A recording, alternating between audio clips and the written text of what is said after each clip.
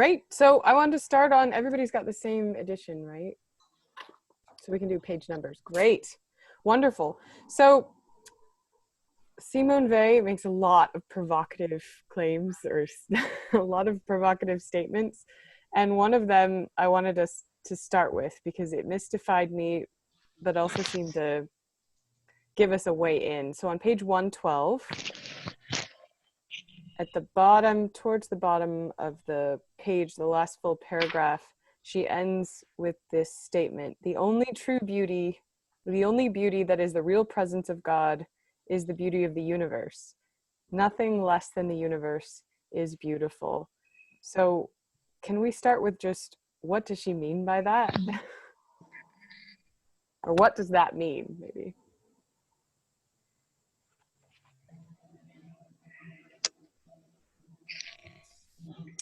So Elizabeth, will we just maybe say again that we're going to try to limit it to these 2 essays?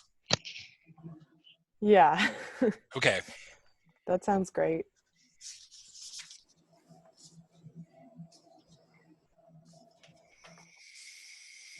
I suppose the reason this was...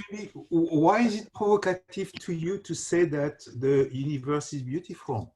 It's not. It's not provocative to say that. It is provocative to say nothing less than the universe is beautiful, because I think whales and giant squid and gazelles and mountains are each beautiful. Whereas she would, I mean, according to this claim, she'd say, no, they're not. No, aren't they all part of the universe? Jenny, go ahead, sorry. Aren't they all part of the universe? I thought that's what she's arguing, that the universe is a huge concept. But they're less than the universe, though. Oh, right. Okay. It seems like she thinks that you have to take the whole in order to speak of it as beautiful. It's the whole that's beautiful. And you also think that she's speaking about preeminently, or at least initially, visible beauty, things that can be seen with our eyes or our senses in some way. I think that's, Larry, I think I tend to agree. I think what she's doing is she's indicating that beauty is relative up until the point that you get to the entire universe. And then you've got your context. As an example, I don't think I could quite do this with squid, but if we take the conflict over the Father Sarah statue, if your point of view is that Father Sarah was spreading the true religion, clearly what he was doing was a wonderful thing. If your point of view is that you believe that the Native American culture that he was spreading it to had an inherent value that was being destroyed by that, then you would have a completely different concept of the beauty of what he was doing. And both of them are correct, and both of them are wrong. The thought I had, Elizabeth, was that this notion of sort of explicit and implicit that the essay is asking us to do. So I thought there were several places where she would say, you're seeking out the beautiful in ways, but they're all pointing to this bigger thing. And so in a way, they're sort of veils to what the true thing is. And that's, I think what Barry and Larry were saying, is something like, that's the whole. And finally, that would be something like God. So there's activities that we're involved in, like implied love, but in at least in the case of beauty, they're kind of, I think she uses the word veils. Mm-hmm. So the statement seems to me is qualified in an interesting way. It's so the only true beauty, the only beauty that is the real presence of God, it seems to me a qualification. But I'm not sure that that helps. I mean, in part, I want to go to what Andy and others have said, that it's the universality of it or something like that, that makes it the only one that you can say is unambiguous or pure. But then but aren't there other things that are also unambiguously pure besides that? Or maybe the I proper don't think focus so. of attention. What's that, James? Maybe the proper focus of attention. But I think it has something to do with not separating out our own perceptions of beauty and lack of beauty. And the beauty of the universe is the totality of everything run by necessity that somehow expresses God. So it's a bigger picture than the human mind can comprehend. I thought your qualifier was actually very important, right? So on that same page right above where Elizabeth read, the only true beauty, the only beauty that is the real presence of God. So there's beauty, but not the one that has the real presence of God. That's what I thought you were asking us to think about. Yeah, I guess it is, but the question remains for me, even if it's read that way, it still seems like the real presence of God could be recognized in other things than the beauty of the universe. I mean, it seems like that would be her position. But Go ahead, Barry. I was just wondering, Tom, do you have an example of something where the real presence of God can be recognized? well, she gives all, she's, the context of this is she's talking about these three forms of love. This one in this chapter being the love of the order of the world. The other two, I think you could take either one of them, love of neighbor, friendship, whatever the other one is. Religious practices. See, I think both. I think all of those are relative. Typically, love of your neighbor involves exclusion of another. The more you love your family, the more you favor them over some external group. I think she's poking at that. I think she's saying that we don't really get to see the whole picture. You'd have to comprehend the entire universe before you could see beauty in all things. And at some level, and it's a universal level, we would see beauty in all of those things, but not while we're in a human perspective. Yeah, I wanted to, one passage that really I thought was beautifully written on page 103, and maybe it relates to this, is she writes, the beauty of the world, if that could be the universe, I don't know. The beauty of the world is the mouth of a labyrinth. The unwary individual who entering takes a few steps is soon unable to find the opening. I just thought that was a beautiful way that we enter the universe through this labyrinth. And it seems like, there to the quote that Elizabeth read, she was sort of setting up her premise about the universe.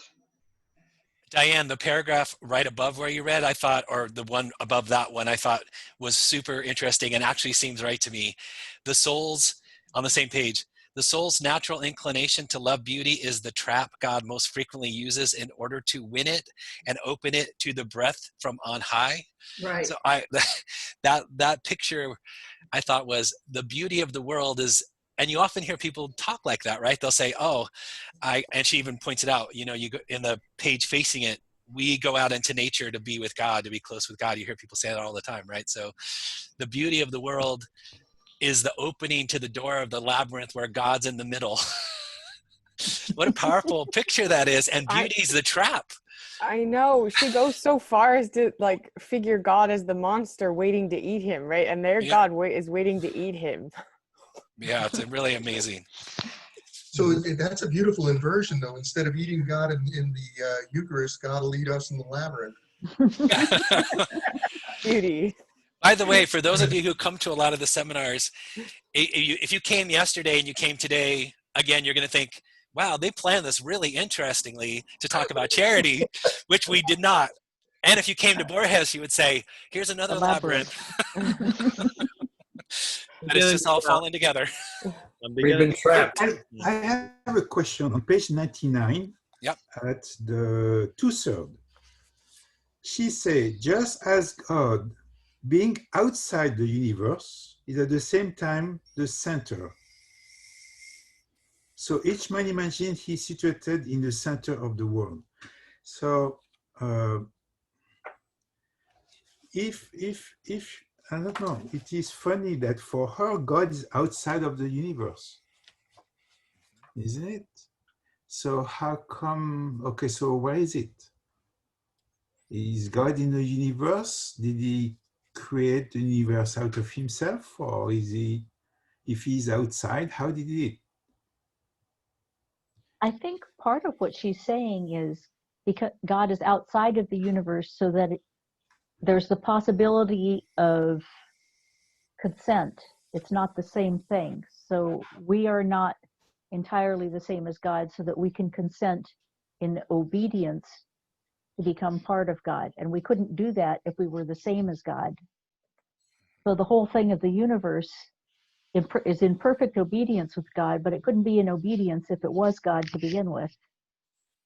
Well, I thought, Anne, too, you're saying something that maybe we'll get more to later after we finish talking about beauty, but that would be this notion that God's not always present, which is I would say that's a very provocative, not usual statement, right? Usually we think God's everywhere, including in your heart. But if God's not even present sometimes, or he comes only for a little bit and then leaves, that's a new idea to me, at least. Yeah, I thought that was in the very first paragraph of the whole essay, is where he says that, right? Yeah. She says that.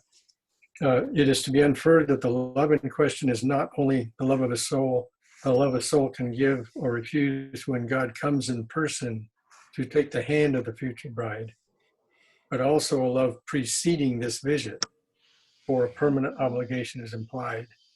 She seemed to, right at the outset, to say... What page was that? Sorry. Oh, I'm sorry. That's page 83. 83. Oh, thank you so much. 83, the first page. Thank you. Sorry, go ahead. Was striking to me was the initial premise. She would just seem to be flat out saying that God is not really present in this world, right? And it will only be when one arrives in heaven that God will really be present to us. Can I tie this? Oh, sorry. Go ahead, Anne. Sorry. Or when God completely possesses us in the center of the labyrinth. Yeah. Yeah, but is it the case that that's only going to be? I took her to be suggesting in this first paragraph that's only at the second coming of Christ. Well, can I tie? I was going to try to tie God's presence to Elizabeth's question. On page 107, there's a kind of a discussion about art, about going to beauty. So I wonder if I'll read just one small paragraph in the beginning of the next one, kind of in the middle of the page on 107. Art is an attempt to transfer into a limited quantity of matter, modeled by man, an image of the infinite beauty of the entire universe. If the attempt succeeds, this portion of matter should not hide the universe, but on the contrary, it should reveal its reality to all around. Works of art that are neither pure and true reflections of the beauty of the world, nor openings onto this beauty, are not strictly speaking beautiful. Their authors may be very talented, but they lack real genius. That is the true of the great many works of art which are among the most celebrated and most highly praised. Every true artist has had real, direct, and immediate contact with the beauty of the world, contact that is of the nature of a sacrament. God has inspired every first-rate work of art, though its subject may be utterly and entirely secular. So I guess what I thought is the real presence of God, if it happens here at all, it seems to be very fleeting. But it seems to me like God is, you want to be facing the right direction. So when God shows up, you're giving it the right kind of attention, but it's not going to stay very long. Like God's like a beggar that keeps coming and then leaves, that kind of language. Yeah, Andy, I think that really hits the nail on the head. I mean, it seems that in her spiritual geometry, you can't, I mean, if the center is outside the whole, nothing less than the whole can suggest the existence of that center. It seems to me that this passage about art makes the same point with respect to art.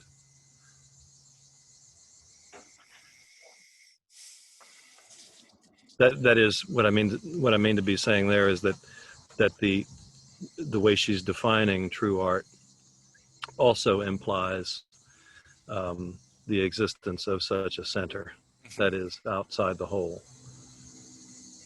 This passage too, I think, is very helpful. From my perspective, it shows that she's describing a highly subjective view. I don't think that I would define art the same way that she does, but she's consistent within herself, and so I find her writing and her search to be very inspirational, very provocative.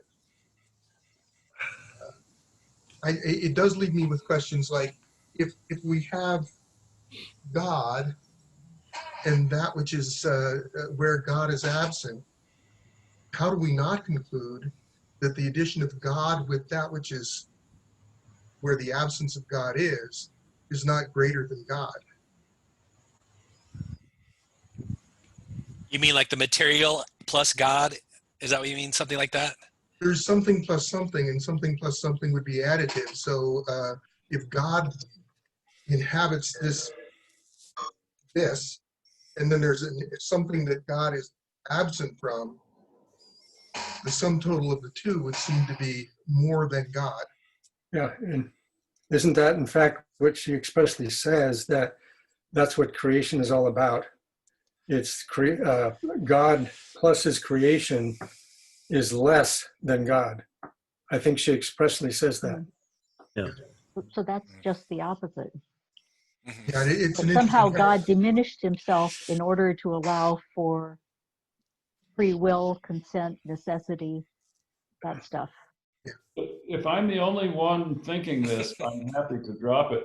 But I'm having trouble with this level of question before I have a better understanding of what is said.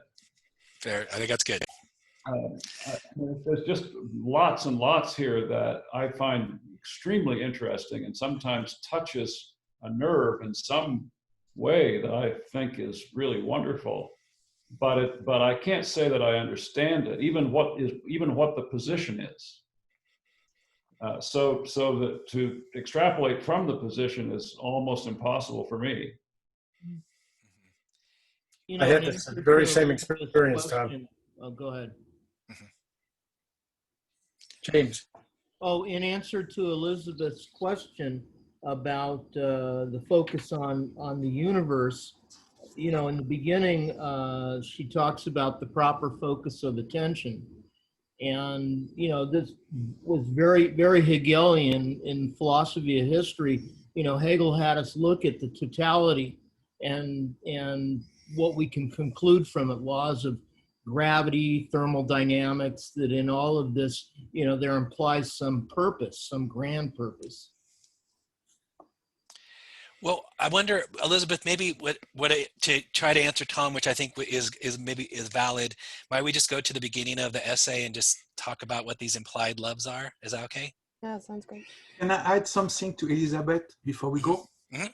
It is same page on 112, but it is just above what you read. So she said, even at the bottom, even the very highest achievements of the search for beauty in art or science, for instance, are not truly beautiful. The only true beauty, the only beauty that is the real presence of God is the beauty of the universe. But she said before, he's not present in the universe. So kind of confusing statement for me. Well, that seems fair. And I think, I mean, I don't know her intention, but it seems just part of the way this essay proceeds that it's going to be provocative. So I think that we're scratching our head is right. That's where we should be. So I think we should feel comfortable with this level of discomfort. It's okay. I think that there's just, for me, I have a question mark next to what does it mean to say God is outside of the universe? Maybe we don't know what that means yet. And we can keep, I think it's a good idea to go back to the beginning of the essay and look at what she seems to mean by these various forms of implicit love of God. But I also think that it might help us to recognize that the form of this work is not a rigorous sort of Euclidean proof where you start with first principles and then you argue to your conclusion. So if we're looking for that kind of reasoning, we're going to be frustrated.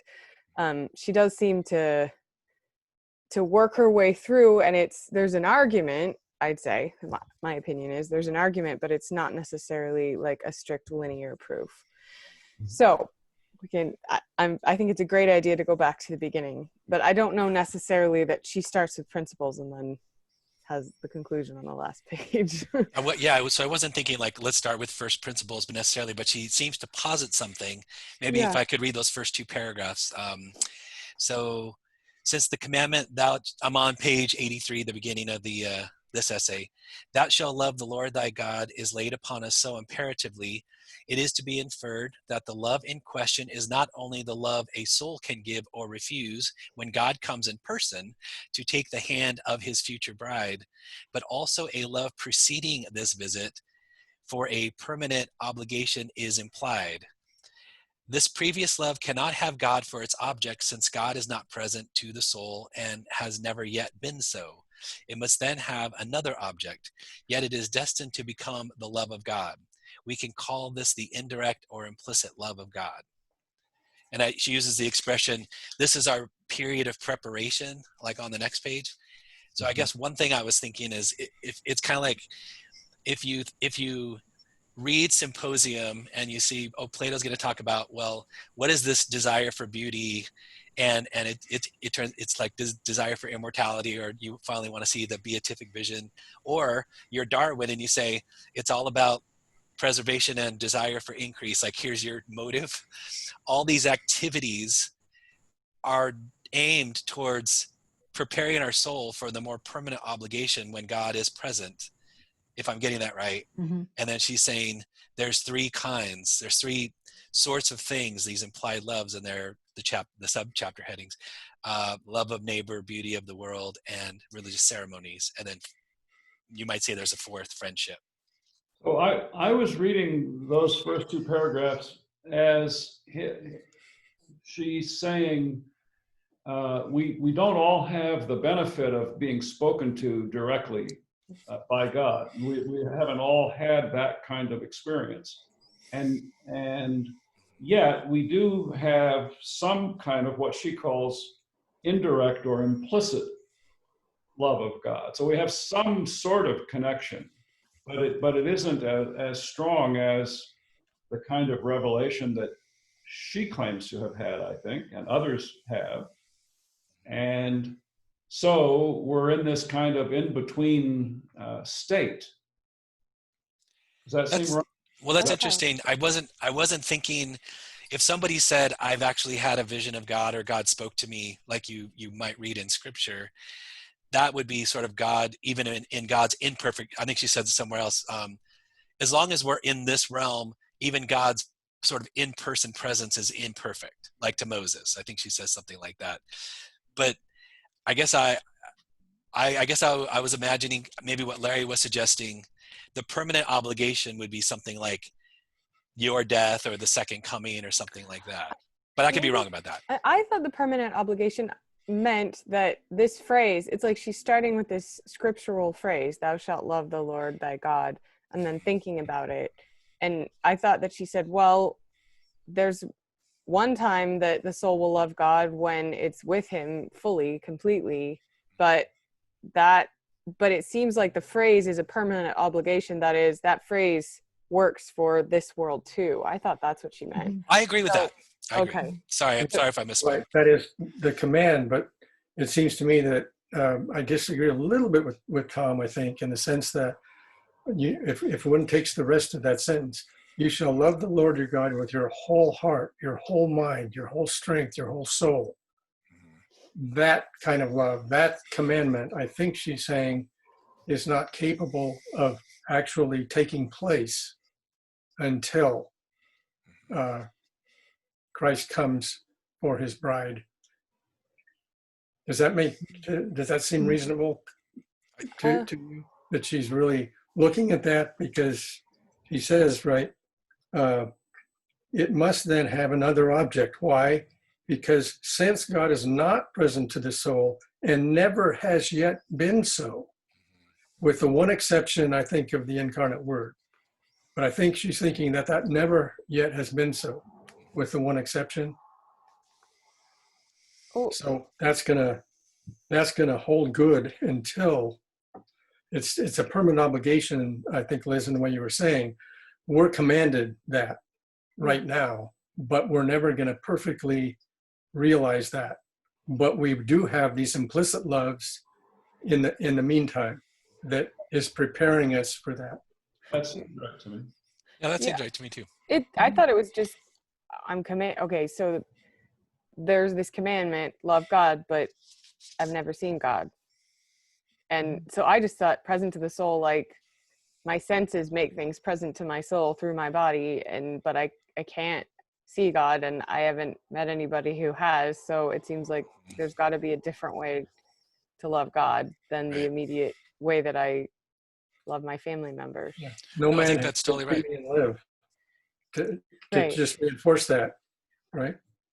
So I guess what the part that I thought was interesting is if you were kind of just living in a common way or speaking plainly, you might be saying, well, I'm caring about other people around me, or I'm enjoying the beauty of the world.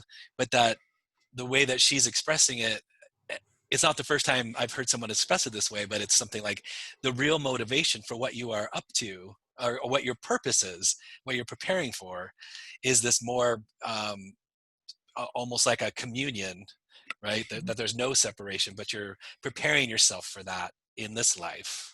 So, and I thought that was very helpful, because it's a very strong commandment that one is given. And you, being serious about it, you might wonder, well, what in the world does that mean? How in the world can I connect to that really and truly? And so it seems to me she's acknowledging that and saying that someone has not knocked on your door, but you're connected in some way. And then, so let's look at these three, and then she adds a fourth, ways in which that connection is sort of there. I think that's right. Well, she sees all of them as preparation. And for some people, it never gets beyond that. I mean, this is page 84. The combination of these loves constitutes the love of God in the form best suited to the preparatory period, in a veiled form. They do not disappear when the love of God in the full sense of the word wells up in the soul. They become infinitely stronger, and all loves taken together only make a single love. Perhaps with a great many people, please continue. It may continue till death, and for some people, it never gets past that point, but it's necessary first. And and then her explanations of these four things are also surprising and also very helpful, it seems to me, in the sense that she acknowledges the partiality of the condition that we're in, and gives us stuff to consider as a way of connecting. So I have to admit, when she gets to the next part, the love of our neighbor, which she starts with, I have to admit, even when we were talking yesterday about charity, where I say, oh, I'm feeling really good because I have some abundance of something, so I'm going to give it to somebody who has less, and I'm going to feel good about myself. And I think she's doing a very good job about talking about that this kind of separation between justice and charity, and that it seemed to me she was saying something like the real act, or the act that's closest to the supernatural, is that we are exactly equal in every possible way. Right? That's the attitude, if I got that right. And I felt slightly ashamed. I didn't think she was saying we are exactly equal. I felt she was acknowledging that we're not equal, but she was saying that justice is about not taking advantage of the opportunity in the dominant position. The bottom of page 87, I thought she definitely goes into the right kind of attitude would be in a certain way, and you would be acknowledging, using some language from yesterday, we're all in the same boat kind of notion, right? But then the bottom of 87, the supernatural virtue of justice consists in behaving exactly as though there were equality when one is the stronger in an unequal relationship, exactly in every respect, including the slightest details of accent and attitude. For a detail might be enough to place the weaker party in the condition of matter, meaning a non-being, I guess, or whatever. So I guess I thought it's taking it really as your internal attitude towards the situation, not that you're just not going to betray a behavior, but I could be wrong about that. Well, no, I think we're saying the same thing. Oh, okay. But so I think she's saying there is inequality. Yes. Justice consists in the person with the stronger position or the upper hand or the more power is to act as if that is not present. Right.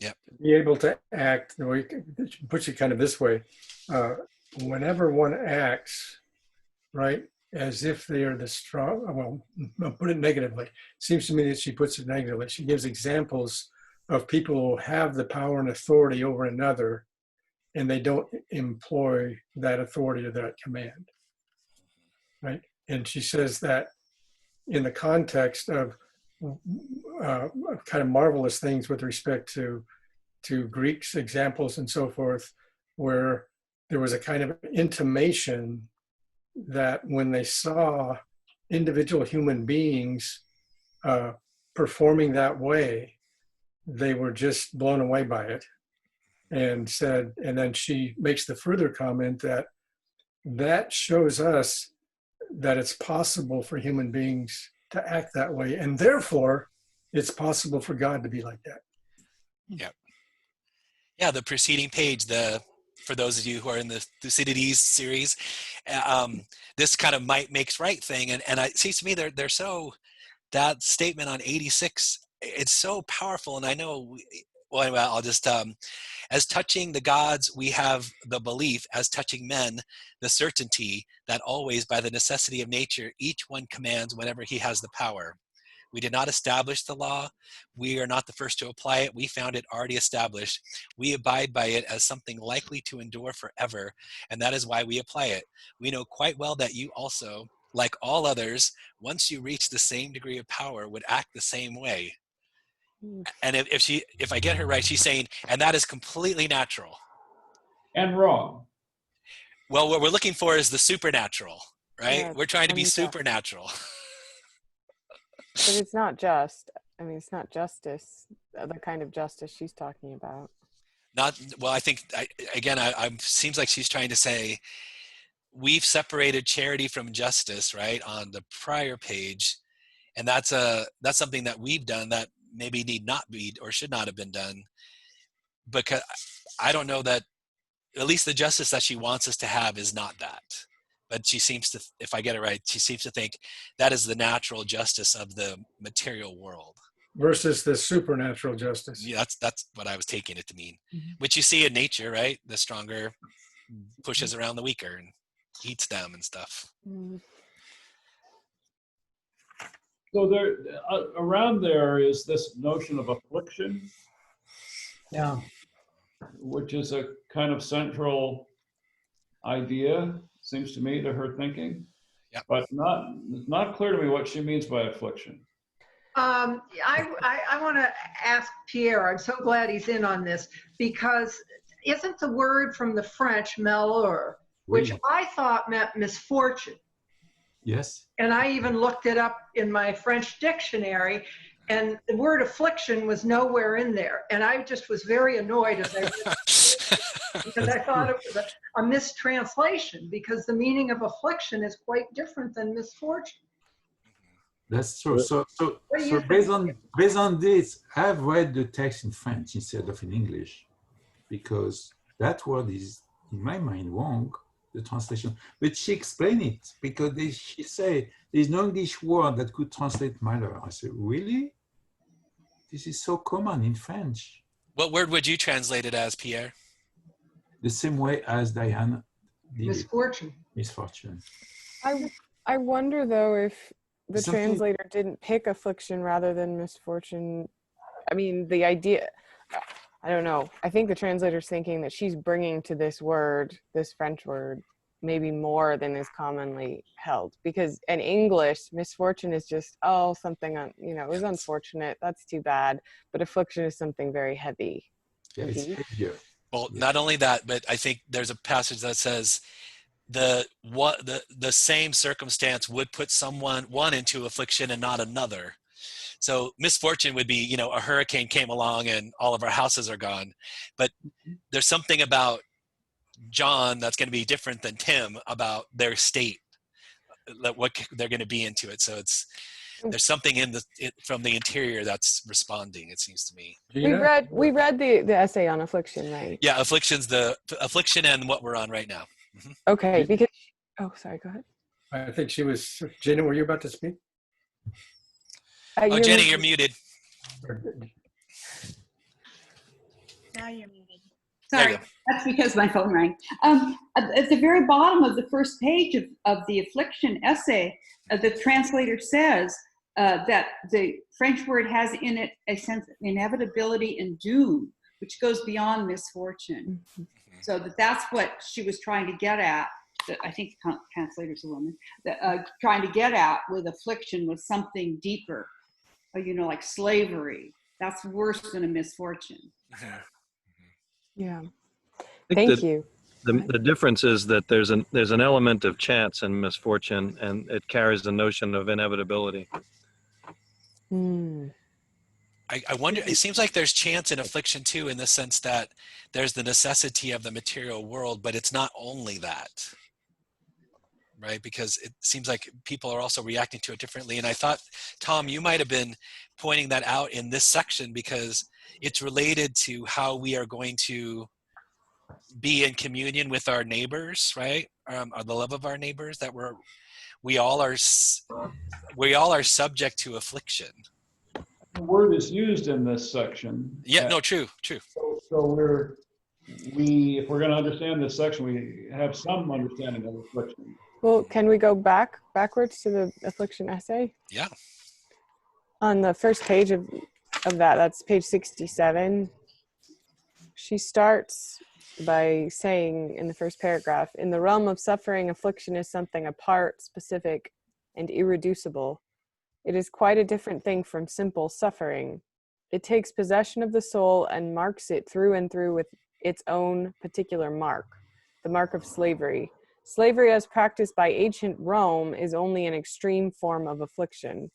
The men of antiquity who knew all about this question used to say, a man loses half his soul the day he becomes a slave. So she then says it's inseparable from physical suffering and yet is quite distinct.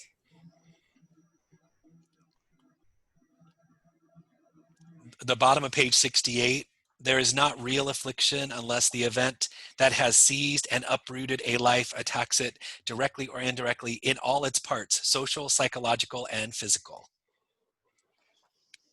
So, I mean, it seems like she's saying something unique here, that she coined a phrase and has something in mind that is pivotal to her thinking, and that is social in its nature and political in its nature, at least has political implications. So to me, it's very interesting that she goes there. But even after reading it several times, it's not clear to me exactly what she is referring to. So I mean, I can get at it from the various ways in which she uses the word. It's something that deteriorates the soul. It's related to slavery and what could happen from that. But I mean, I'm still not sure I know what she is referring to exactly. I had that same question, and I just went back to the title of the piece, and I was wondering if there isn't a key of understanding what affliction is by the love of God and affliction. Right. Am I wrong in that? No, that's interesting. So if I could juxtapose two pieces of text, and I don't want to overspeak, but on page 70, to try to get at what you're saying. The first full paragraph on 70, here's a kind of a clue. Affliction makes God appear to be absent for a time.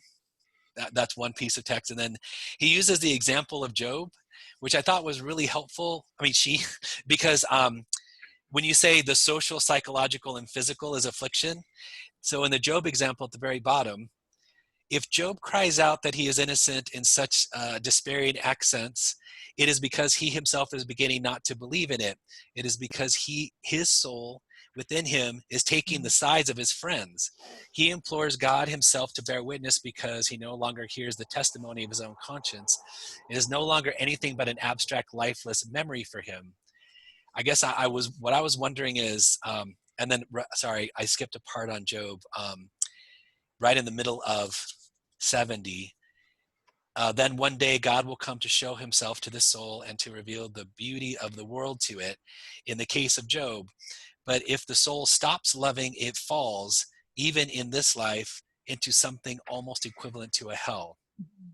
So I guess what I thought was, you could say the social and the physical were attacked in Job, but he never curses God, and he never seems to forget that God is present.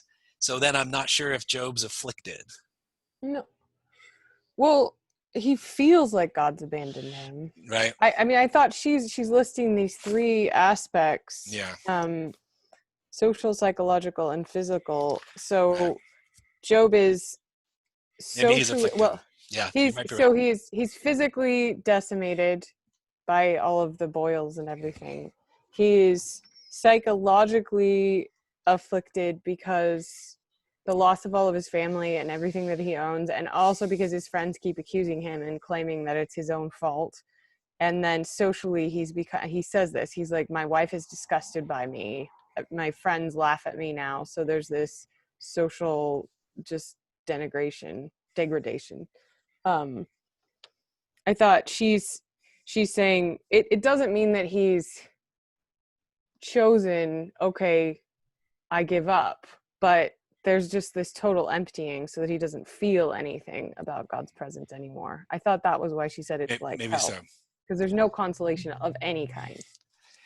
Somebody read something earlier about half of the soul being the impact of an affliction, and on page 69 that's repeated again at the bottom, the last sentence of the middle paragraph. At the very best, he who is branded by affliction will keep only half his soul. So I keep seeing affliction, half the soul. So there's some impact there that she's making between that. Now I'm not sure how that relates to the Job thing, but I see her saying that twice. So isn't it a concept of disconnection from God, like in Romans 1:28, where they ceased to acknowledge God, and He gave them up to a reprobate mind? Where they started acting in ways that indicated a soul sickness. I don't think it's quite the same. I think because she gives Job and Christ as the examples, who felt an infinite distance from God at one point, but still had their face turned towards him, which is her point. Yeah, but didn't she say that Job started that he no longer heard the testimony of his own conscience? Yeah, but that doesn't mean, so in the middle of page 70, I think this goes along with what Anne was saying, in the paragraph that starts, affliction makes God appear to be absent for a time, more absent than a dead man, more absent than light in the utter darkness of a cell. A kind of horror submerges the whole soul. During this absence, there is nothing to love. What is terrible is that if, in this darkness where there is nothing to love, the soul ceases to love, God's absence becomes final. The soul has to go on loving in the emptiness, or at least to go on wanting to love, though it may only be with an infinitesimal part of itself. Then one day God will come to show himself to this soul and to reveal the beauty of the world to it, as in the case of Job. So I think she's saying it's a danger, but she doesn't think that happened with Job. Right. The next paragraph too, this is where I thought this was something for us to take heed of. That is why those who plunge men into affliction before they are prepared to receive it kill their souls. On the other hand, in a time such as ours, where affliction is hanging over us all, help given to souls is effective only if it goes far enough really to prepare them for affliction.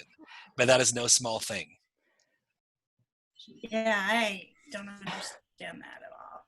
Well, I mean, oh, go ahead. Preparing them for affliction is necessary because affliction properly dealt with or something like that, it ends up being beneficial, right? I think so. That's the idea. Wouldn't it be more particular here? There's an aspect of that particular sentence I've just read. I think she's thinking of the situation in Nazi Germany. And she has kind of Jewish family in her ancestry. It seems to me that preparing for that kind of affliction, there's already clear intimations of what it's going to take to go through that time. So it seems to me that there's something right in that particular time that's unique. But could I just register a small point with respect to Job? I think that the way she's reading Job, and at the bottom of page 69, see if you think this is right. The paragraph first refers to Christ, and then I think to Job. Affliction constrained Christ to implore that he might be spared, to seek consolation from man, to believe he was forsaken by the Father.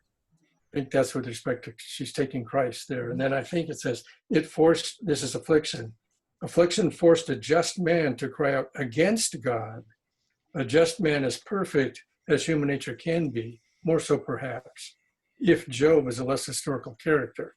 I think she's there, with respect to Job, she's saying that Job cried out against God. And that's a particular interpretation of it that I just don't want to adhere to. But nonetheless, it seems to me that what she's getting at, as you said earlier, Tom, are some really deep fundamental things. And we can talk about those, without subscribing precisely and exactly to the way she's characterizing these individuals. The way I she agree, puts, Larry. Job remonstrated, but he never forsake God. Yeah. she does. I thought she was talking about Christ on the cross, saying, "My God, first, can you take this away from me, and then have you forsaken me?" I took it that way as well. So you're saying that the second sentence is still about Christ and not about Job? Yeah. Okay, well then in that case, I would still defer. I don't think he's crying out against God in that particular lamentation. So, but, set that aside. Well, she does say this is not, about the passage from Job, this is top of 70. This is not blasphemy, but a genuine cry of anguish. Mm-hmm. So I do think that she likes to say daring things to be emphatic, but she also seems to be emphasizing that there isn't a defiance or rejection of God, but this deep anguish that Job's expressing. And Job. it's true. Yeah, Job. Absolutely. I agree with. He's crying out in anguish.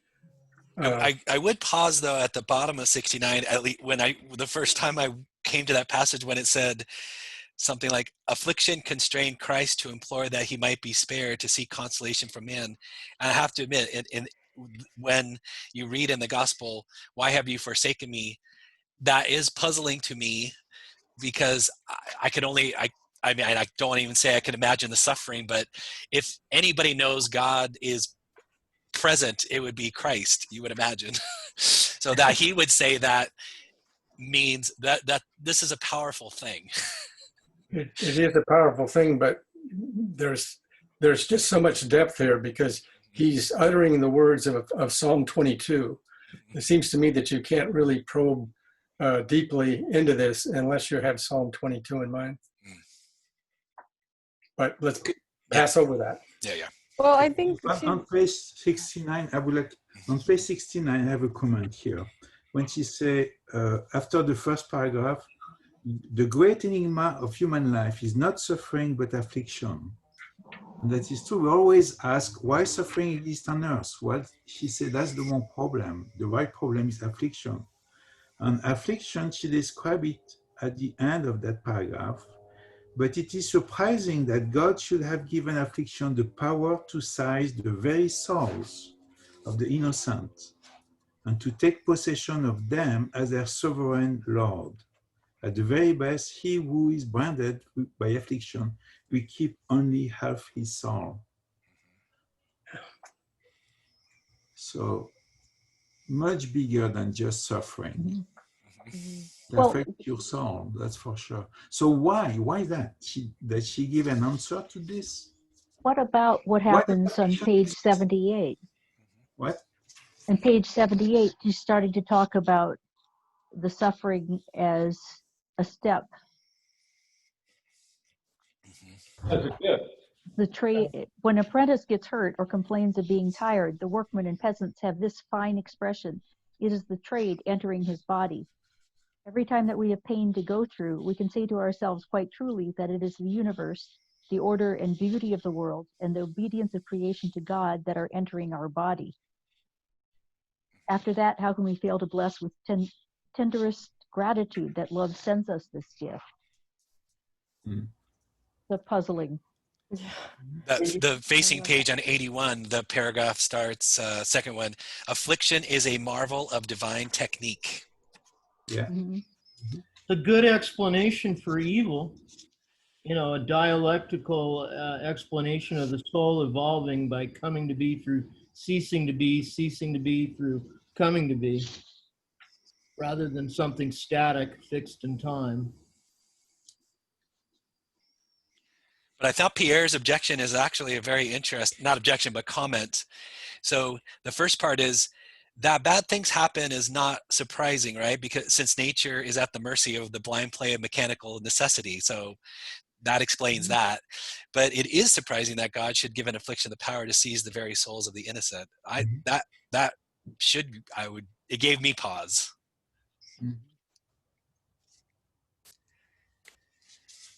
But it's like she's saying that the affliction is a test of our soul. That in having the affliction, God, what is it we just read here? The love that sends us this gift. It's sending us the opportunity to how am I going to respond to this affliction? That seems right to me, but it's so strong. I mean, it's half of the soul is gone. And why do we need a test? We're asking a very big question, Pierre. We're not going to be able to answer that. The same thing. Well, on 73, she brings in the idea of the element of chance contained in it. So at the bottom of 73, there's this paragraph that says, affliction would not have this power without the element of chance contained by it.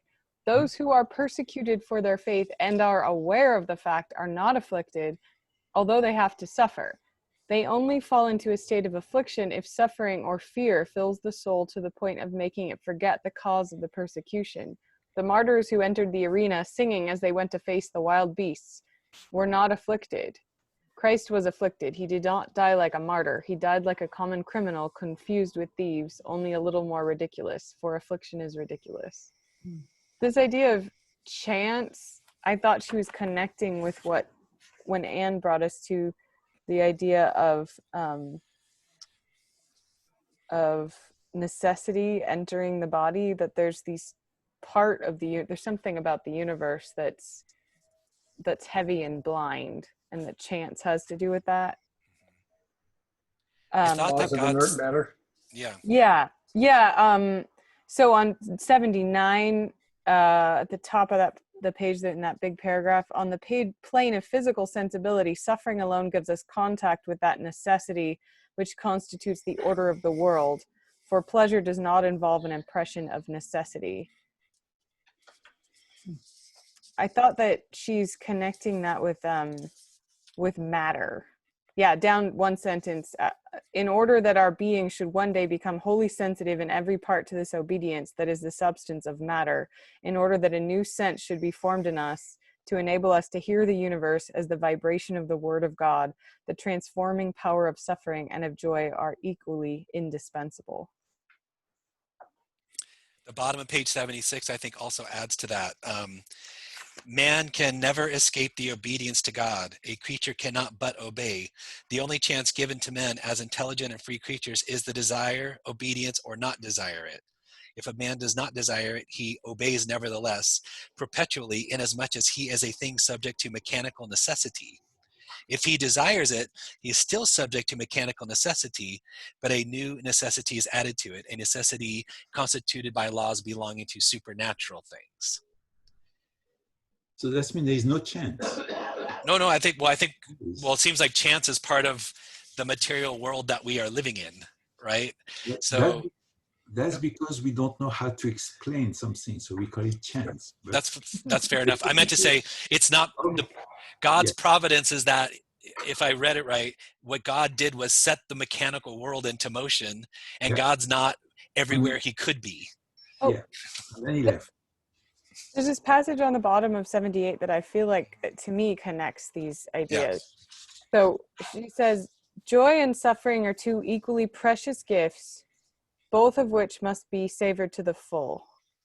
Each one in its purity, without trying to mix them. Through joy, the beauty of the world penetrates our soul. Through suffering, it penetrates our body. We could no more become friends of God through joy alone than one becomes a ship's captain by studying books on navigation.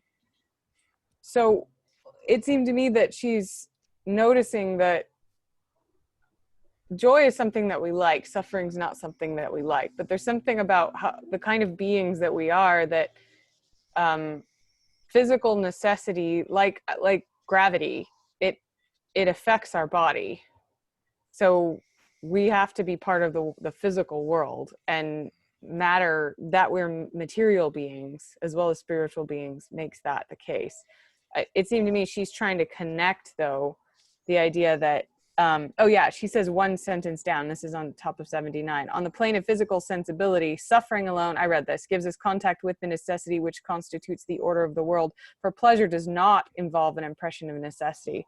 There's something about the universe that we couldn't get any other way than by suffering. I put a question mark by the second paragraph on page 79, but affliction is not suffering. Affliction is something distinct from a method of God's teaching. Does that go against the apprentice theory that the affliction is a necessary evil to condition the soul? Mm-hmm. It's like another level, I guess. You say to divine technique, the marvel of divine technique. Like, that was my thought, but doesn't this affliction is something quite distinct from a method of God's teaching? Doesn't that indicate the opposite? Is it saying the opposite? Well, I thought that it was sort of building, she's backing up, this is my understanding, she's backing up and noticing, okay, well, pain, suffering is part of the way that God teaches about, and I think when she's talking about divine necessity, I think she's thinking about the physical laws of the universe. That's my impression. Maybe you'll have a different impression, but there's this whole beauty of the universe that's involved in the physical ordering of it, and we're involved in that through our bodies. Like, we're a heavy body, so we only that gets to us through suffering. But it does seem right that she does separate affliction, because affliction, she'll contrast like martyrs that feel close to God, even though they're suffering great physical torment, they're not suffering in their souls because they know they're going to be with God. But Job was suffering in his soul too, because he didn't know why he was going through this. He thought that he was supposed to be close to God, and he knew he was innocent, but he was still suffering this torment. What about Christ on the cross? He says the same thing about Christ. There's, I mean, socially rejected, mentally in anguish, and physically suffering. So it wasn't part of God's plan for Christ to ask him to save him from the situation. I don't know. Yeah, I think that James, that brings up a really interesting question. I don't think we can resolve it here, but it would be really interesting to take the different methods that she ascribes to God and lay out the characteristics of the God that she's describing, and see if we recognize that as a God. Can we keep looking at this question of affliction versus suffering, though? Is that okay? That among many other things, yeah. Because I was thinking about that wonderful passage that you brought up, Anne, about the phrase, the workmen and peasants have the expression, it's the trade entering his body, about suffering. And then she says, well, it's something different. But then on page 81, it seems like she has a similar image. It's just more concentrated. So on 81, after that passage that we read, affliction is a marvel of divine technique, she says, it is a simple and ingenious device which introduces into the soul of a finite creature the immensity of force, blind, brutal, and cold. The infinite distance separating God from the creature is entirely concentrated into one point to pierce the soul in its center. The man to whom such a thing happens has no part in the operation. He struggles like a butterfly pinned into an album, but through all the horror, he can continue to want to love.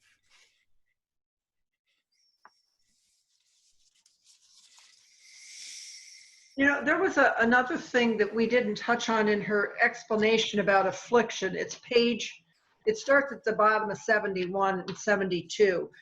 Even a person who has come through his affliction will have something left in him, compelling him to plunge into it again.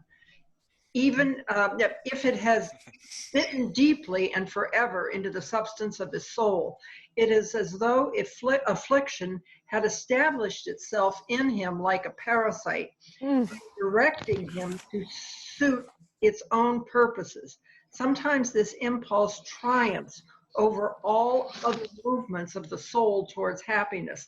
I don't know, I was very struck by that passage, and that seems to be a distinction from what happens if you experience suffering. So it's possible to be afflicted and to not leave it, right? To not get to the good part. I thought that's part of what you're reading, right? Is you can keep going back in. Yeah, it's like you're savoring your affliction. You're going back and revisiting it. Well, that image of the piercing, it seems like, which parasites would do too. She ends that paragraph you were reading on the top of 72. The glorified body of Christ bore the marks of the nail and the spear. She brings that, so there's this wounding that can't be undone. And she says some souls will like succumb to it. But on 81, back on 81, there's that image of like the butterfly pinned by like all these sort of brute forces of the universe. But towards the bottom at 81, she says, well, it's only necessary to know that love is a direction and not a state of the soul. So she seems to be saying as the soul can still turn towards God, even if it's not in like a warm and fuzzy feeling kind of state, or a I feel great about myself state towards God. But then she writes, he whose soul remains ever turned towards God, though the nail pierces it, finds himself nailed to the very center of the universe. It is the true center. It is not in the middle. It is beyond space and time. It is God. It is a dimension that does not belong to space, that is not time, that is indeed quite a different dimension. This nail has pierced cleanly through all creation, through the thickness of the screen separating the soul from God. That seems to be, to me, what she's getting at, that it's this awful thing and it's tearing someone apart, but somehow, like, through being pierced that way, the soul gets to God. Well, I thought what you just said, I thought early on, Anne was pointing to that, saying you're getting pierced in the center, and what you do is you keep that love is a direction, and you keep it facing and attending to God, and God's the one that crosses that infinite space to you. But you have to be ready for it. You have to be prepared for it, and if you gave up, then it's a turning away, right? You flinched away from it. So this right, there would be two senses of that. The looking in the direction would be not actually arriving at the center yet. And I thought that the arriving at the center was what she was distinguishing at the beginning of the essay. That you can be pointed in the right direction, or as you said, not be pointing in the right direction. That's what's possible for us as humans. You know, I'm the one who, you know, brought up objection to the word affliction, but now I understand how she's using it. But how is she separating affliction from suffering? And because she uses, and I'm coming to the conclusion that the same thing could happen to a person, but whether it's a suffering or an affliction is determined by how the person responds to the event. That sounds I mean, you partly could be right. a slave and you suffered, or you could be a slave and it was an affliction, depending on how you chose to respond to it. Like at 68, for example, she says, you have a toothache, right? And as soon as the toothache is solved, your soul's not impacted by it. You're fine, you know. So suffering doesn't have to mean the same thing, but it seems like that affliction always seems to include suffering, but not the opposite. Yes, suffering is only for the body. Yeah. And infliction is body plus soul, both together. Something like that. And it for some reason she keeps including in it the social factor. She says at the bottom of 68, the social factor is essential. There is not really affliction unless there is social degradation or the fear of it in some form or another. So the way that Job's own wife, all his children are gone, but his wife says, why don't you just curse God and die? And then his friends start telling him, it must be your own fault. But isn't there also an element of will? I mean, like even the toothache example. I mean, some people could have a toothache and they go on, you know, I mean, you know, and then another person, I had a toothache and they go on. You know, yeah. The same event can happen to two different people and become a matter of their soul. You're probably right. She does say the same thing. Two people would respond differently to the same circumstance, right? So it's not that hurricanes always cause affliction, right? But they can. A good example is what the psychologists call the abandonment wound. You know, there's a profound pain from the abandonment, and then the soul becomes afflicted with the inability to get close to somebody. So it's a lasting, you know, wound or consequence. That's what I thought of when I thought of it. It goes beyond the pain. The pain is gone, but the consequence of the pain, you know, has a permanent effect. I appreciated Larry's mentioning a connection of many of Simone's ideas here to what the Jews were beginning to suffer, were suffering, not to beginning to. And what I thought throughout the essay was about American slaves and how they developed, they were separated from their tribes and their religion. And she says later on that all religious ceremonies may have some validity. Theirs very well could have. What they ended up doing was creating gospel music. And it's very sad. A lot of gospel music is very sad. It was about their affliction, and yet it was spiritual, and it was based on psalms, and it was, you know, it was a transformation of the afflicted, even though their lives couldn't have been worse. And I thought about that specifically, maybe because my field's more literature than philosophy, and I like stories. So I was thinking about that all the way reading through this essay and in portions of the other essay as well, the longer piece of Waiting for God. But that you can create something spiritual and beautiful, or you can, and you're still maybe going to die tomorrow at the lash. I mean, that doesn't change your outcome, but it changes your spirit. Wing low, sweet chariots. Yeah. I guess if I could, it seems to me people have brought this up, but I'm still struck by what it seems like a big difference in what she's proposing, and that is that you have because of circumstances and inclination, you might be drawn into a place where you are suffering in all the ways she expresses them, and you feel like God isn't present for the moment. But she seems to also be saying God may not be present. So you are holding this love for something and you're turning towards it when, if she's right, God's really not there, but you prepare your soul for when God does go over the infinite distance to meet you there. That to me is unusual. And so that feeling of God not being there is not inaccurate, or you're holding on to the love of something that it might be infinitesimal, but that's all you can do is hold on to that in the midst of affliction. So are we to understand then that every affliction is an opportunity to commune with the divine? Is that what is meant here? That's how I was taking Or it. a permanent disconnection, a barrier to. I mean, you can make that choice. You could choose that. So it can be a permanent wound that one never recovers from. Yeah, I guess so.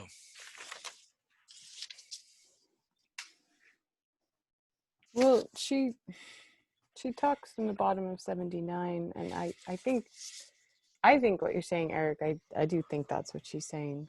But she says, over the infinity of space and time, the infinitely more infinite love of God comes to possess us. He comes at his own time. We have the power to consent to receive him or to refuse. If we remain deaf, he comes back again and again like a beggar, but also like a beggar, one day he stops coming. If we consent, God puts a little seed in us and he goes away again. From that moment, God has no more to do, neither have we except to wait. We have only not to regret the consent we gave him, the nuptial yes. It is not as easy as it seems, for the growth of the seed within us is painful. And then she talks about the getting rid of whatever's in the way, like pulling weeds. So she speaks of it this way, and then it seems like when she starts over, and I don't know, it seems to me it's kind of a starting over when then on the next page she says affliction is a marvel of divine technique. Well, and having said a few pages before that it was something quite distinct from a method of teaching.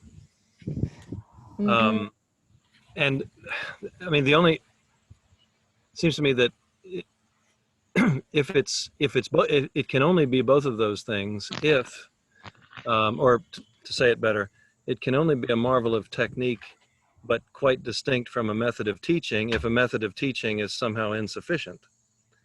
And so it's a little difficult to see how every affliction is an opportunity of the kind mentioned before, if the affliction itself causes half our soul to disappear.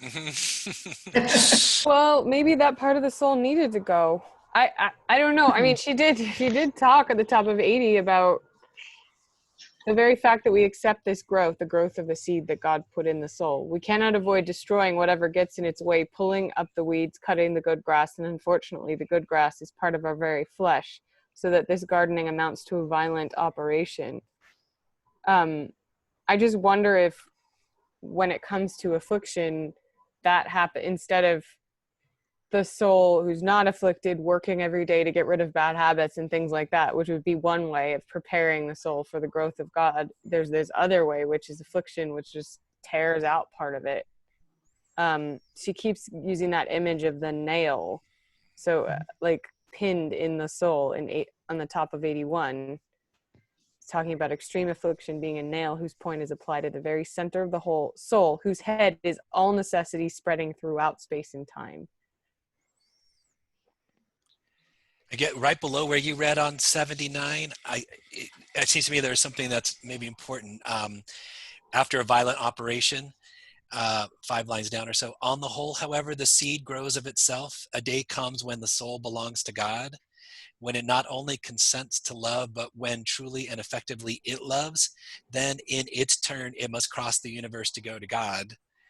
The soul does not love like a creature with created loves. The love within it is divine, uncreated, for it is the love of God for God that is passing through it. God alone is capable of loving God.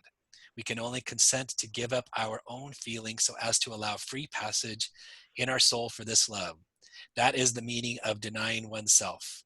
We are created for this consent and for this alone. So you're saying like maybe parts of the soul need to be cleaved off or something. Maybe so it's that we can give this consent for that God part of our soul that loves God, that is God. It's God loving God. But I thought that she had said that some souls are decisively destroyed by affliction. Yeah, not everyone makes it. Yeah, not everybody could get to what I just read.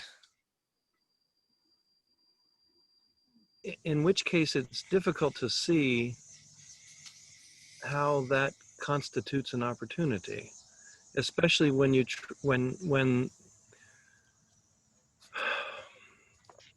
I mean, I hate to. She doesn't discuss it here, but it is difficult to see how this gift, if that's what it is consistent with. I mean, this is a very old argument, but the problem of omniscience. I mean, if the outcome of that affliction is known to God, how then is the affliction does that constitute an opportunity for the one upon whom it's put? Is the word you're bringing to the fore can? The way you just expressed it is some of them can do this and some of them cannot. It seemed to me that it's being put as a possibility, but not as a necessity, so that there's still a freedom of the individual soul. They might not take advantage, so to speak, of that freedom. And it may be that God knows the free choice that an individual is going to take antecedently, but the claim, which is hard to see kind of logically, is that there's still a possibility there. And it's not a cannot, it's a can. She says something about that on page 81. In the middle of the page, the paragraph starts, "The man to whom such a thing." At the end of that paragraph, it's talking about he struggles like a butterfly pinned alive in an album. She says, "For the greatest suffering, so long as it does not cause the soul to faint, does not touch the acquiescent part of the soul, consenting to a right direction." So I thought there she was saying all the horrible parts of affliction nevertheless do not affect the soul's ability to say yes or no. To yes, I'm going to look and wait for God, or no, I'm going to reject it. You used the word wait, I think, for the first time this morning. Yeah, I think Andy used it earlier. Oh. You're more receptive than me. There was basically, I'm trying to find that piece of text, but the created world has like a mechanical materiality that is subject to all the natural laws and so on. And then you have these free creatures, right, that can choose. I'm trying to find that piece. But so we're not determined that way. We're subject to it. We have to do it. We're bound to it, but we still always have a choice. There's a short paragraph in the middle of that seems related to me, and that is right in the middle of page 81. It is only necessary to know that love is a direction and not a state of the soul. If one is unaware of this, one falls into despair at the first onslaught of affliction. I think almost, Tom, that if you use the word attitude for direction, you could almost state her case, even if you were an atheist, and say that you have a mechanistic universe that has affliction, it has joy, and you can either choose to accept it and derive what satisfaction you can from the acceptance, or you can fight it and lose still more. But the only difference between that interpretation, I think, and hers would be that she makes a leap of faith and refers to a God. But of course, it's a God she can't demonstrate because it's beyond space and time. So we experience hurts along the way, and some of us can suffer a soul injury. It's not necessarily part of God's method, but the individual still retains the ability to get God's help. Barry, just in response to what you said, I was very struck, and I don't want to leave where we are, but she seems to say towards the end of our assignment for today on 138, In what concerns divine things, belief is not fitting. Only certainty will do. Anything less than certainty is unworthy of God. So boom, Barry. Yeah. Take the lead. Yeah, that's one of the other striking things I thought that comes to mind in terms of the earlier, is the notion of certainty. Yeah. That is, she doesn't speak about faith so much as coming to knowledge and coming to certainty. Yeah. You know, I find her really authentic and deeply moving and provocative, but I also think that she makes repeated assertions with complete confidence that are obviously unprovable. I thought it was a decent explanation for evil. Yeah. Yeah, actually, if I could read that part, I was super struck by that too. It's on page 89. It's second full paragraph. Yeah. The spectacle of this world is another more certain proof. Pure goodness is not anywhere to be found in it. Either God is not almighty, or he is not absolutely good, or else he does not command everywhere where he has the power to do so. I thought that was a take at the problem of evil, I guess. Yeah. Sorry, Larry, go ahead. I was just saying that's the kind of text that I had in mind earlier, where he's looking back. What's one of the marvelous things of is what she does with pulling from Greek literature and these Egyptian Book of the Dead to say that humankind just sort of apprehends these things when they see it, and they think that it's marvelous because it's not something that is ordinarily takes place. And she makes the point there is that this makes it clear that if it's possible for human beings to do this, then it's possible for God as well. I think that's just one of the lovely things in this. Yeah. Just as a side comment, this is going to be more local, but this manner of making assertions and then sort of laying them out, Liz will appreciate this, and perhaps Tom Krause as well. One of our former colleagues, Dr. Molly Guston, who was never baptized and who claimed at the school that she was the only philosopher at the school. She taught this way. She was a magnificent mathematician, musician, and geometrician. But that, when I read this, I just thought of Dr. Molly Guston over and over and over again.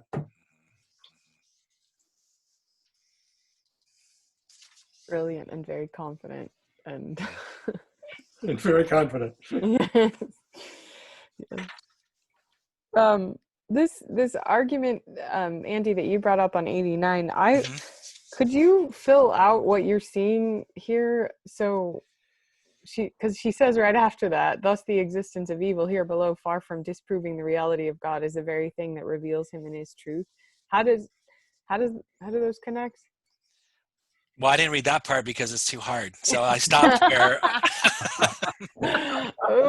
It has something to do with God being willing to diminish and deny himself, the all-powerful, so that people have the ability to deny themselves and become one with God. No, that's exactly right. In fact, the next line kind of suggests that. On God's part, creation is not an act of self-expansion, but of restraint and renunciation.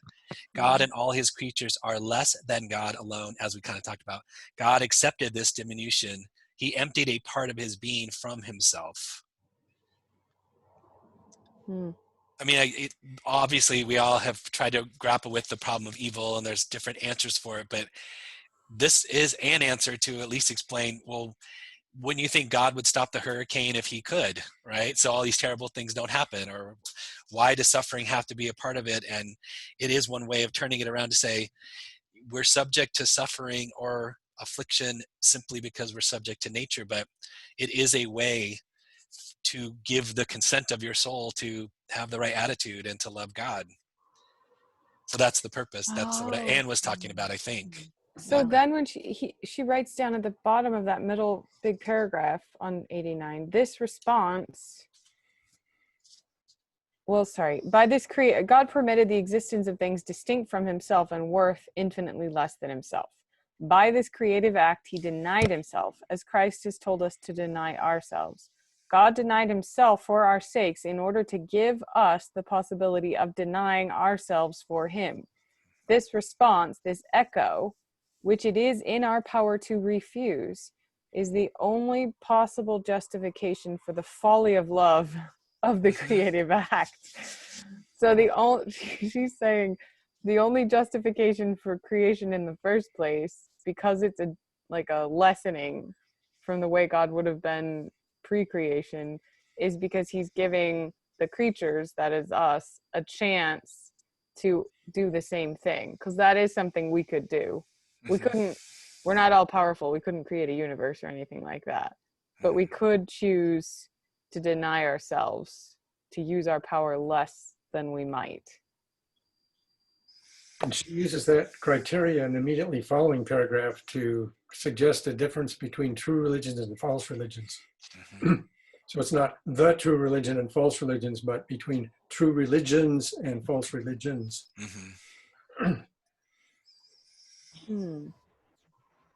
Voluntary effacement of God.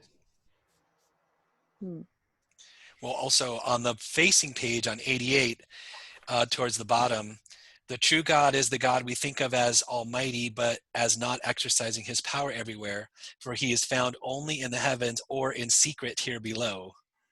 So God's here, possibly, or at times, but not revealed, at least for almost all of us.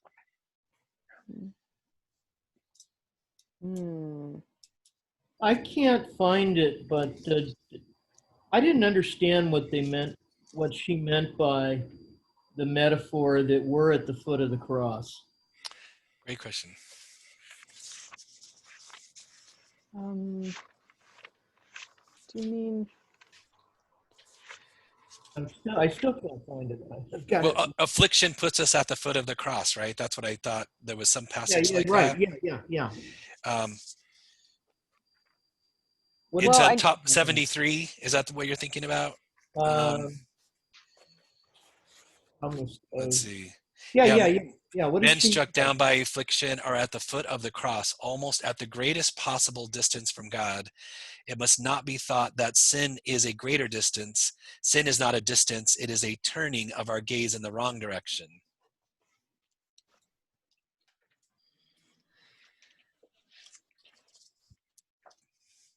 I mean, I guess one thing, if you were there at the crucifixion, you might be saying, how could God let this be? I would imagine I'd be wondering myself about that. I'm taking a stab at it.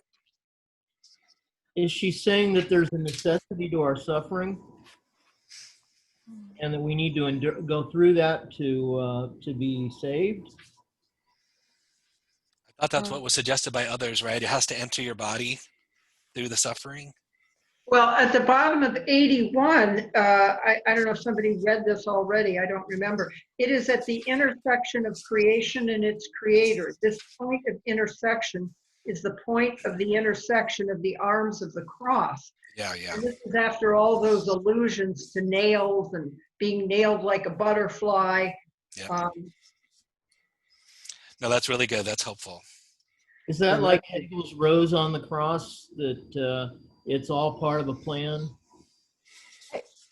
It seems to me she's getting at the seeming discrepancy between looking at the world and its laws, what we know through science about. When she keeps talking about necessity, I think she's talking about like matter, just that the world that we live in is seemingly governed by laws, and most of those mean that, I don't know, it's painful, like we fall, we decay, and all of those sorts of things. So we experience all that as a bodily creature, but we have this freedom in our ability to choose and love and have joy as well.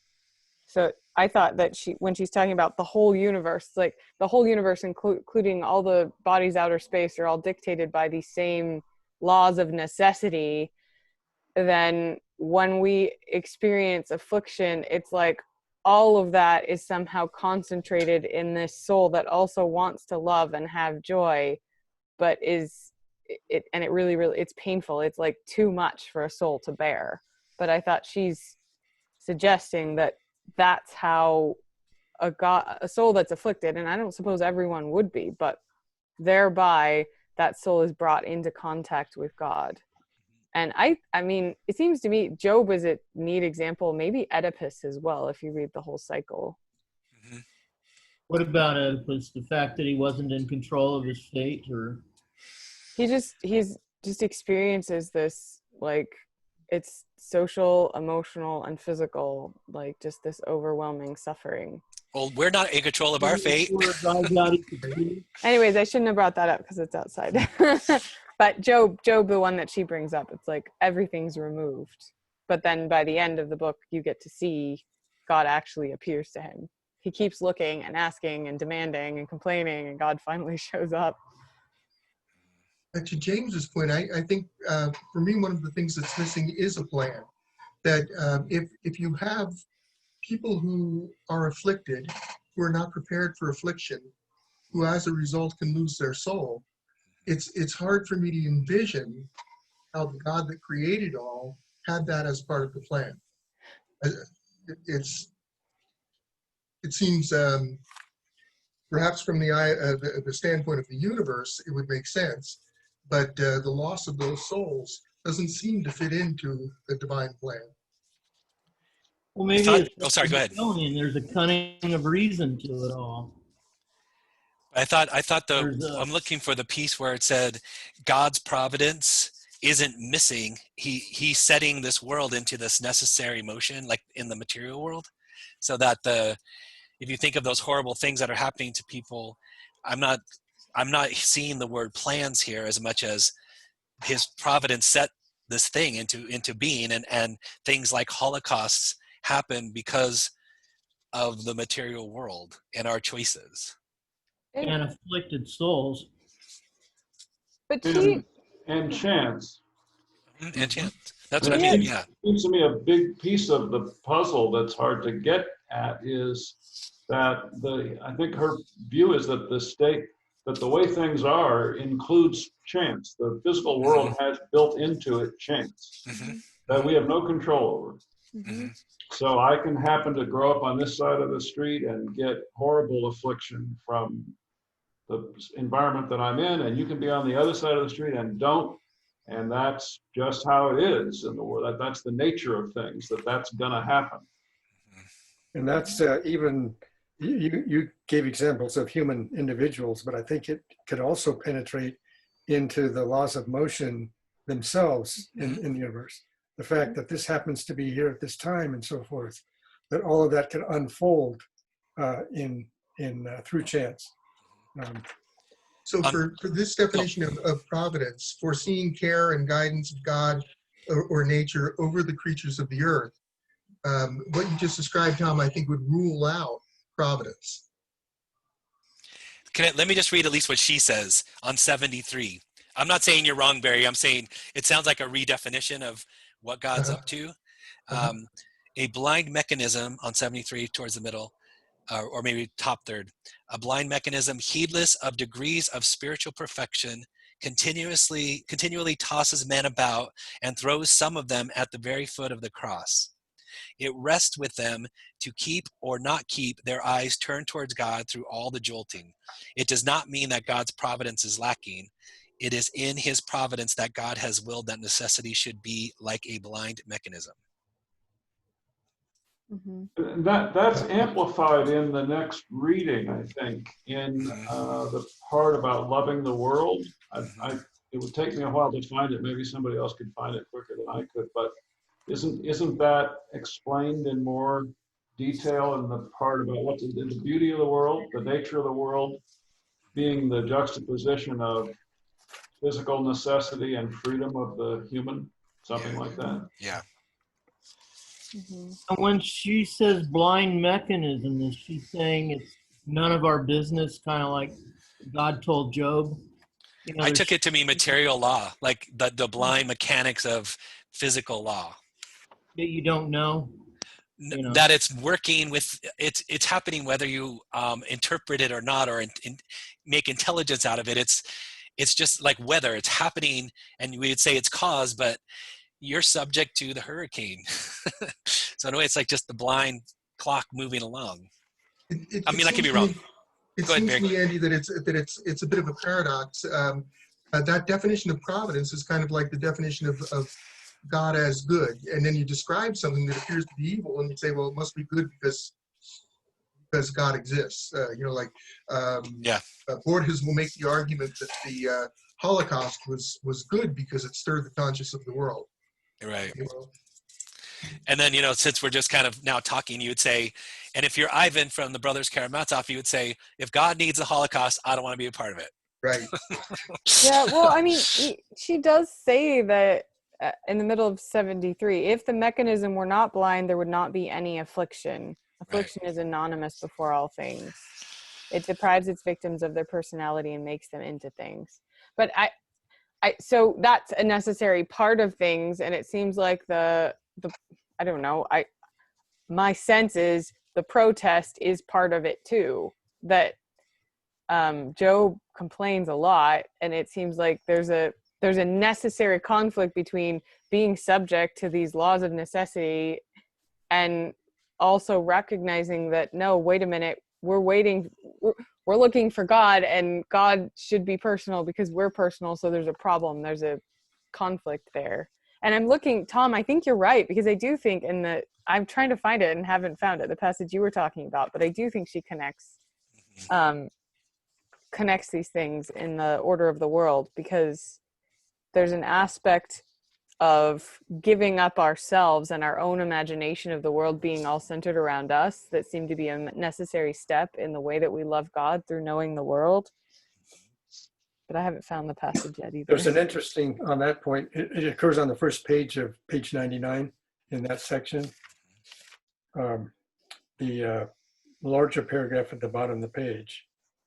I thought this was interesting from Pierre might appreciate this from the special relativity, right? She says, just as God being outside the universe is at the same time the center, so each man imagines he is situated in the center of the world.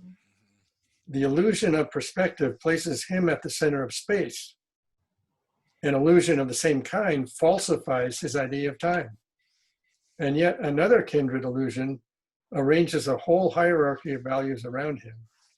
This illusion is extended even to our sense of existence on account of the intimate connection between our sense of value and our sense of being. Being seems to us less and less concentrated the further it is removed from us. But I was thinking of the fact that that no matter, special relativity, it doesn't matter where you are, you're going to get the same law for the speed of light, right? So reference frames don't matter. That makes all observers sort of equivalent. But the more deeper one that she's talking about is the sort of more apprehendable fact to common experience is that every human being seems to look upon themselves as the most important being there is initially. It takes time to somehow be dispelled of that notion.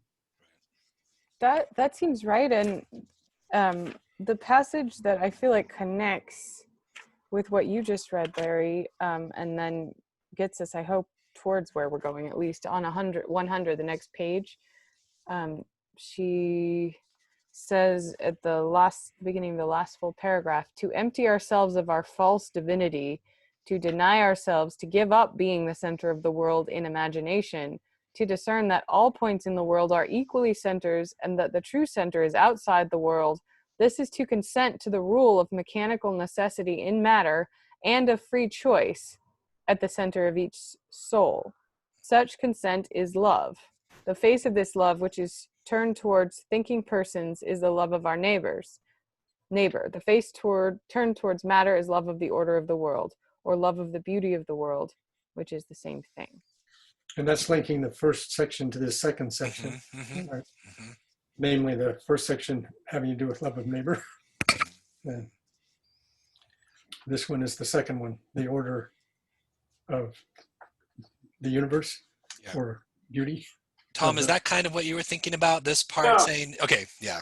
Yeah, at least in part. I think there are other Mhm. parts as well that, Mhm. but I'm still not finding them. But it does seem to me that she, I don't know quite how to put it, that she is at the same time answering the problem, the question that we all have and have trouble with about why do these awful things happen?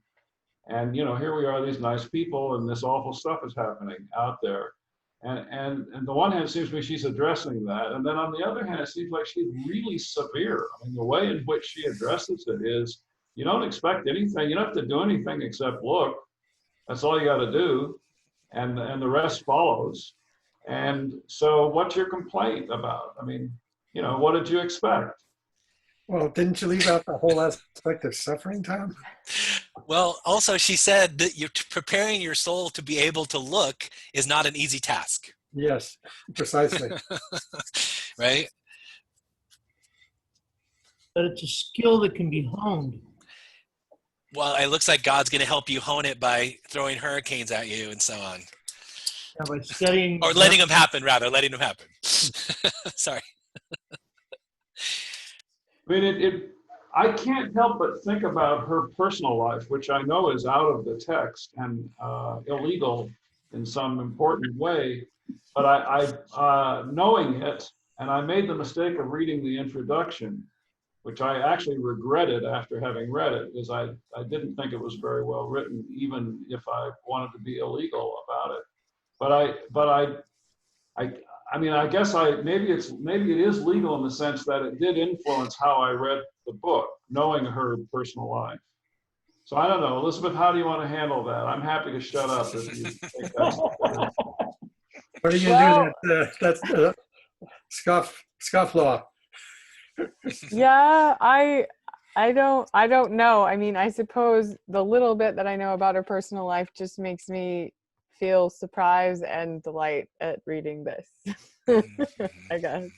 But it sounded, I don't know that much, but a little bit I've read it, it sounded like a complex and interesting life. But for me, like she said about works of art in a passage that we read towards the beginning, God has inspired every first-rate work of art. That's how I feel about great writing. So I could disagree with what a person did in their lives wholeheartedly and still find some amazing, beautiful, and true things in what they've written. And sometimes, honestly, I read something someone's written and I think, well, that was inspired.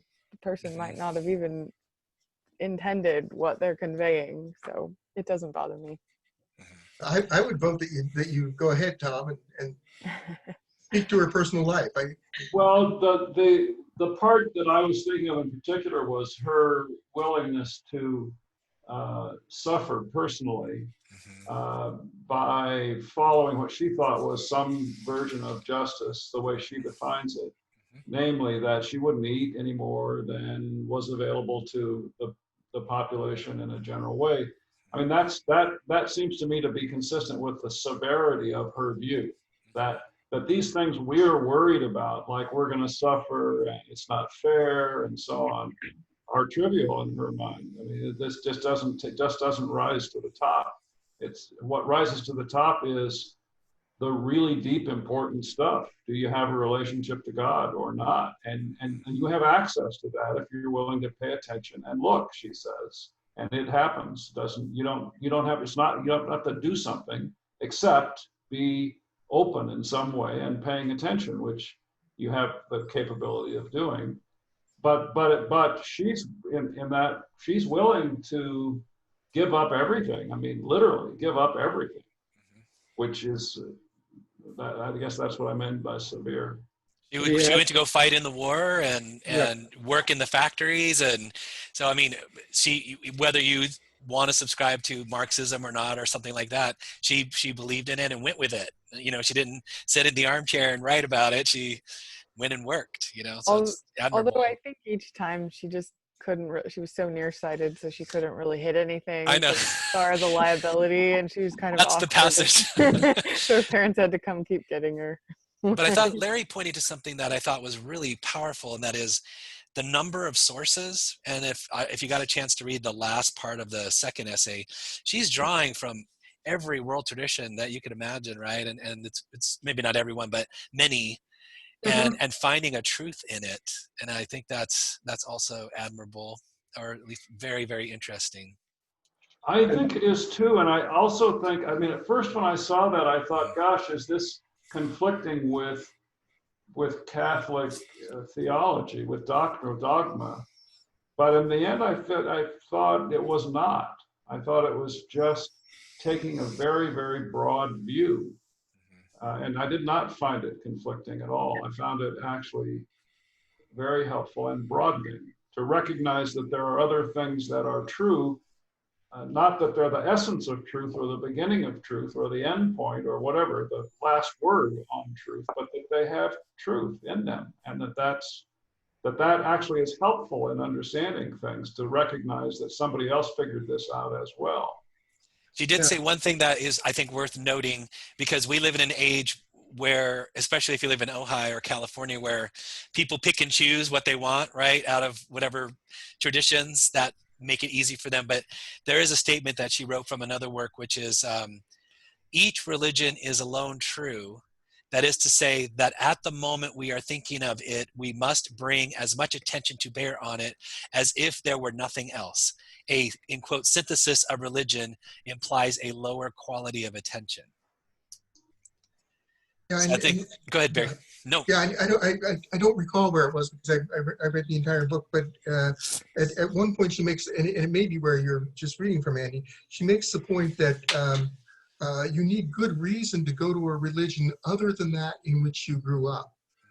And I think there's an egalitarianism there that I found extremely admirable. I'm not sure that it's consistent with Catholic doctrine. I guess perhaps it could be. But one of the things that I found really profound about her was her willingness to reject, to go her own way, as opposed to being concerned about what an organized religion was saying. That I'm popping to the letters, but saying that she's not going to be baptized unless she feels that God invites her to be, that's pretty radical and very admirable, because I'm sure she would have enjoyed being baptized otherwise. I think it's part of the part that's in the religious practices is where she talks a little bit about why you might leave your religion, the religion that you were brought up in, I think, in there. Page 120. Where does she fit in, with the Catholic Church? Is she a respected Christian mystic, or? This was very interesting to me, because I knew nothing about these essays that she wrote until a week ago. What I knew about her in terms of what I had read is, many years ago, I read an essay that she wrote in a collection called Pre-Christian Anticipations or Intuitions. And there was an essay there on the Iliad poem of force. And when I read that, I thought to myself, this is the only person in all these people that are writing about what the Iliad means and what's important and who's the great character and then so on. I said, this is the only essay that I've ever read that gave me the feeling that I had when I initially read this as a young man, that she had actually put her finger right on what I thought was there before me in terms of my own life and my own experience. And I wondered what all these other people were talking about Achilles, this great hero and all this stuff. And to me, that was the first essay that I thought, she's really gotten something that I couldn't put into speech. But when I read it, this is the impression that I had of that work. And I also knew about all the other sort of earlier desire for solidarity, right? I think Tom maybe had this in mind, that she's not going to eat any more, right, than the factory workers are working or eating at the time, et cetera. The sense of wanting to suffer and be in solidarity, that I knew about her. and I knew about her early Marxism and kind of working through those things, but I had no idea about these things until a week ago. So I'm for the second time grateful. One of the other seminars we're doing, Athens and Jerusalem, I was grateful for Leo Strauss's, I think, correct interpretation of chapter 1 of Genesis that no one else I thought had in the ancient medieval world. And then I thought, when I looked at the preface here, I just looked at the end of it. This woman that wrote the introduction that you didn't care for much, Tom, that was written in 1951. And I thought to myself again, I wish I had read this. I wish I knew about this 50 years ago. I'm not authoritative on this subject, but I believe she is well thought of. Controversial, as many people are, but not thought of as heretical. But she wasn't baptized, was she? There's a question I think, maybe at the end of her life, but it's not for sure. I didn't know that. It's baptism of not desire, perhaps, maybe. Yeah. A unique generation.